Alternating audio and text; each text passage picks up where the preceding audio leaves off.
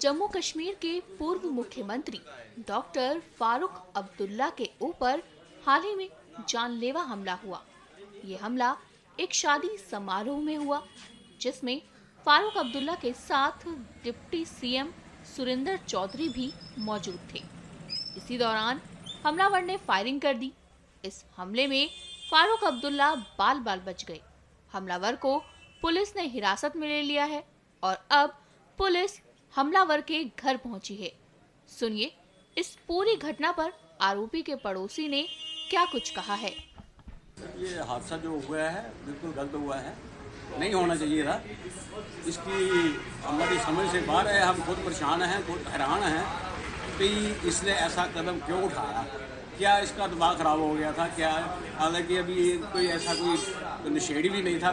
कोई ऐसा भी हो सकता है कि नशे में कोई ऐसा करके कोई ऐसा काम उठा है, लेकिन हमने कभी ऐसा सुना भी नहीं है भी ये कोई ऐसा नशा करता है या कभी हमने देखा है। क्योंकि हमें कम से कम 40-45 साल से यहीं रह रहे हैं।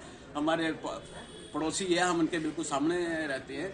हमने कभी भी ऐसा नहीं सुना भी ये किसी के साथ कोई लड़ाई झगड़ा है इसका, या कोई हिस्ट्री शीटर हो या कोई बदमाश हो, ऐसा कोई कदम कर जाए तो हम मानते भी हैं। लेकिन हमने कभी भी ऐसा सुना नहीं, कभी भी ऐसा इसके बारे में नहीं किया कि क्या कर दिया, ये क्यों कैसा स्टेप उठा गया, हमारी समझ से बाहर।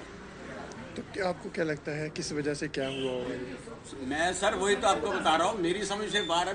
ऐसी क्या, अब सपोज करो मैं उसके महल्लेदार हूँ, मेरे साथ अगर कोई मेरे साथ ऐसा कोई स्टेप उठाता है या अपने महल्ले में किसी के साथ उठाता है तो या कुछ ऐसा होता है तो हम मानते हैं भी हाँ हमारी इसके साथ दुश्मनी थी, महल्लेदारी थी, कोई लेन देन का झगड़ा था, कोई प्रॉपर्टी का झगड़ा था कोई, तो उसके बारे में अगर कोई ऐसा कदम उठाया जाए तो वो बात चल जाती है।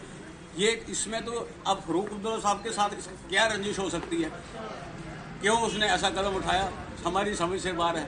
या कोई ऐसा क्यों गलत कदम उठा गया, वो एक तो दिमाग ख़राब हो या कोई मेंटली हो, कोई ऐसा डिस्टर्ब हुआ तो फिर ऐसा कोई कदम उठाया उसको मानते भी।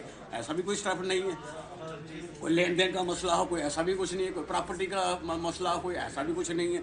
वो क्यों ऐसा स्टेप उठा गया, हमारी समझ से बाहर